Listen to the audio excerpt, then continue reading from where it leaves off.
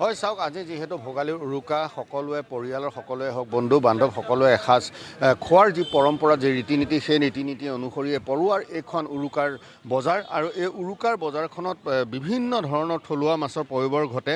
এইবেলিও ব্যতিক্ৰম হোৱা নাই, কিন্তু এইবেলি গ্ৰাহকৰ যি ধৰণে আচলতে সঁহাৰি পাব লাগিছিল গ্ৰাহকৰ সঁহাৰি কিন্তু এইবেলি বিশেষ দেখিবলৈ পোৱা হোৱা নাই। যদিও আমি ইয়াৰ পূৰ্বে দেখুৱাইছিলোঁ প্ৰায় 25 কেজি ওজনৰ চিতল আৰু সমান্তৰালভাৱে ৰৌ, বাহু, বৰালি সকলো ধৰণৰ আৰি সকলো ধৰণৰ থলুৱা মাছৰ ইয়াত পয়োভৰ ঘটিছে। আৰু এটা কথা এইখিনিতে উল্লেখ কৰিব লাগিব যে বৃহৎ আকাৰৰ একোটা মাছ ক্ৰয় কৰিবলৈ আচলতে সকলোৰে মন থাকে বা উৰুকাৰ দিনটোত তেওঁলোক আহি ইয়াত উপস্থিত হয়হি।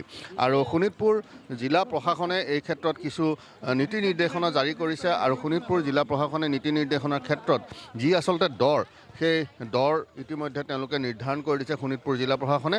আৰু শোণিতপুৰ জিলা প্ৰশাসনৰ বিভিন্ন ইয়াত ব্যক্তি আহি ইয়াত উপস্থিত হৈছেহি। আমি তেখেতসকলৰ পৰাও জানিবলৈ চেষ্টা কৰিম যে শোণিতপুৰ জিলা প্ৰশাসনে এইবেলি আচলতে কেনেধৰণে নিৰ্দেশনা জাৰি কৰিছে। আৰু আমি ইয়াৰ পূৰ্বে কৈছিলোঁ নেতৃত্বত এটা ৰেট ওলাই দিছে।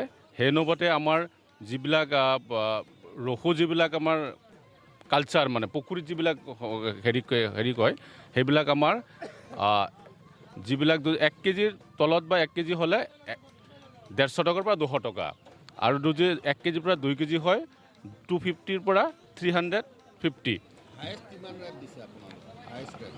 হায়েষ্ট ৰহুটোত 350ৰ পৰা 450। 1000 চিতলটো আপোনাৰ দুজি 3 কেজিৰ পৰা 5 কেজিৰ ভিতৰত হয় 700ৰ পৰা 1000 টকা চিতলটো। আৰু আৰিটো ঠিক তেনেকৈ হায়েষ্ট ৰেট 800ৰ পৰা 1000 টকা দুজি 3 কেজিৰ পৰা 5 কেজি ওজনৰ হয় আৰিটো। সেই অনুপাতে আছে আৰু আমাৰ বিভিন্ন ৰেটবিলাক সেই অনুপাতে বান্ধি আছে। অলৰেডি আমি গোটেইখিনি বজাৰত আমি স্প্ৰেড কৰিছোঁ, চবকে দিয়া হৈছে আৰু সেই অনুপাতে ধুনীয়াকৈ চলি আছে। আৰু ধন্যবাদ জনাইছোঁ। এয়া আছিল শোণিতপুৰ জিলা প্ৰশাসনৰ ব্যক্তি আৰু তেওঁলোকে শোণিতপুৰ জিলা প্ৰশাসনৰ পৰা নিৰ্ধাৰণ কৰি দিছে যে 1000 টকাতকৈ 1000 টকাতকৈ কোনো মাছৰ দৰ ঊৰ্ধত হ'ব নোৱাৰিব।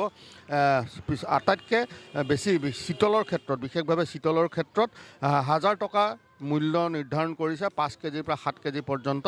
গতিকে ইয়াতকৈ উচ্চ দৰত তেওঁলোকে বিক্ৰী কৰিব নোৱাৰিব। আৰু শোণিতপুৰ জিলা প্ৰশাসনৰ সকলো ব্যক্তি আহি ইয়াতে তেওঁলোকে বজাৰখনত বিভিন্ন স্থানত তেওঁলোকে বিভিন্ন বজাৰত তেওঁলোকে এই বিশেষ ব্যৱস্থা গ্ৰহণ কৰিছে। দাদা মাছ ল'লে?